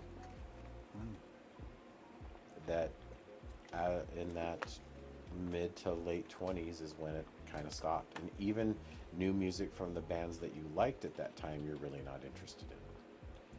So I don't know. I found that to be a pretty remarkable thing for music. Yeah, I mean, it makes me sad because there's so much good stuff out there, I mean, I remember the first time, 15 years ago, maybe it hasn't been that long ago, but Childish Gambino. All right. First time I hear him playing, I'm like, this is the guy from Community? Right. I'm like, this is sick. I'm like, I love this. It's gritty, it's urban, it's nothing like I grew up with, Right. And it's like, they're just people who can't appreciate new music like that. And that made me sad too. And it actually made me really grateful to my parents for introducing me to so many weird things. I mean, think of all the weird psychedelic sounds that came out of, 60s and 70s, Sure. but just always appreciate music for what it is. And then coming from a classically trained background, playing the cello for so long and learning theory, singing in choirs and groups that are just the spectrum of things that I've learned to appreciate, I've been so grateful for, that when I hear something that's new and interesting, I can hear it for what it is and not hate it for what it's not.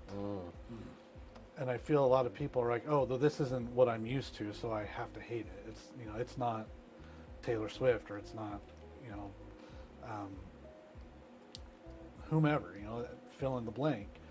And I feel like people get so stuck in their ways, and that makes a lot of sense. That it's just kind of sad. I wish more people could be more open to the musicality and get just lost in a way that a song makes you feel, rather than who the artist is and is it cool to listen to? Is it on my Spotify top 100 that I hear over and over and over again?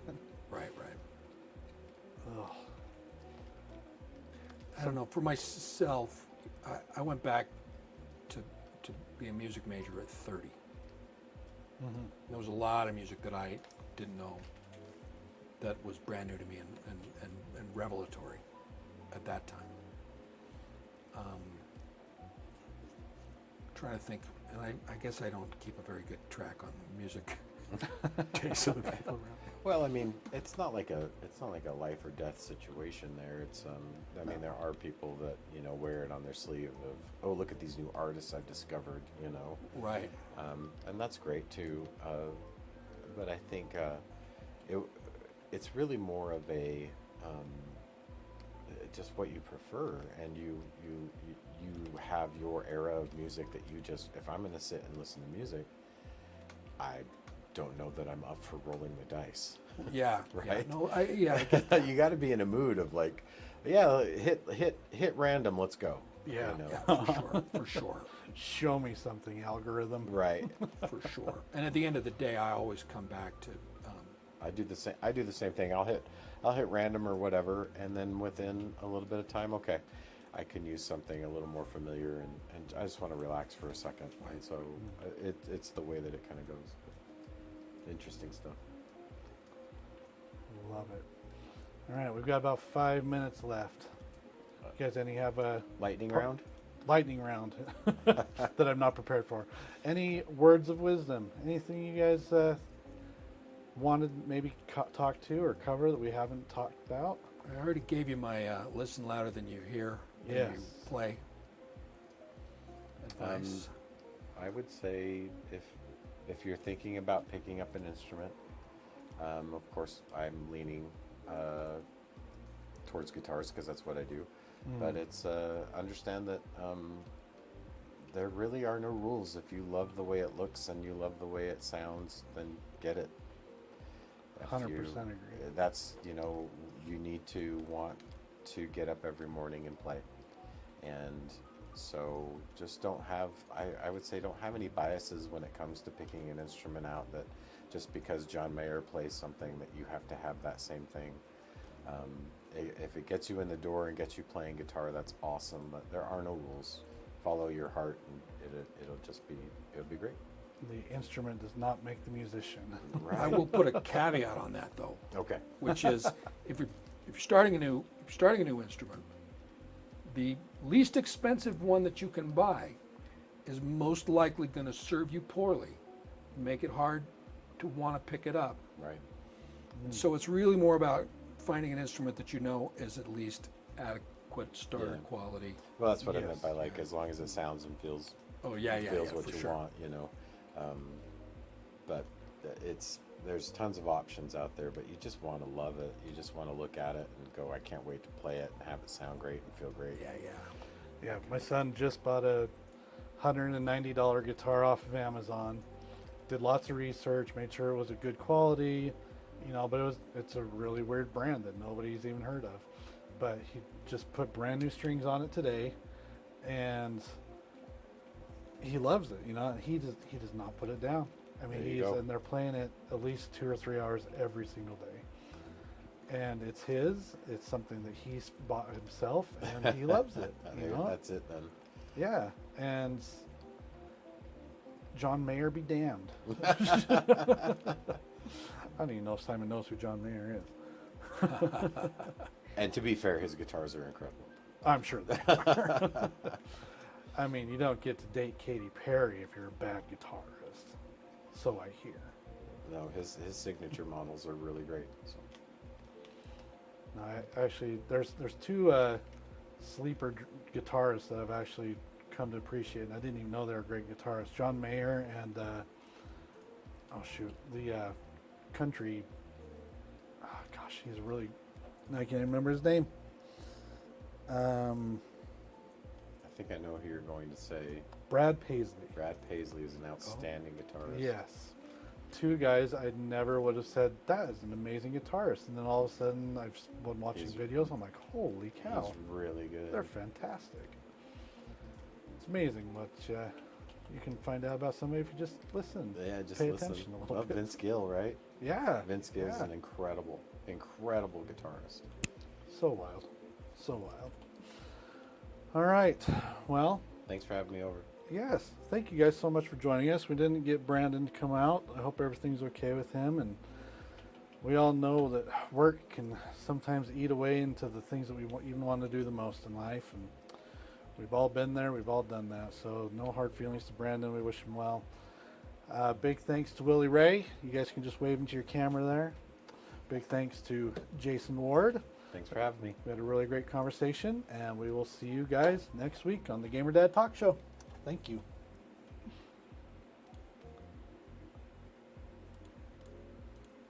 I don't know if it was the most riveting Oh, episode, but fan-flippin-tastic, you guys. if you do Star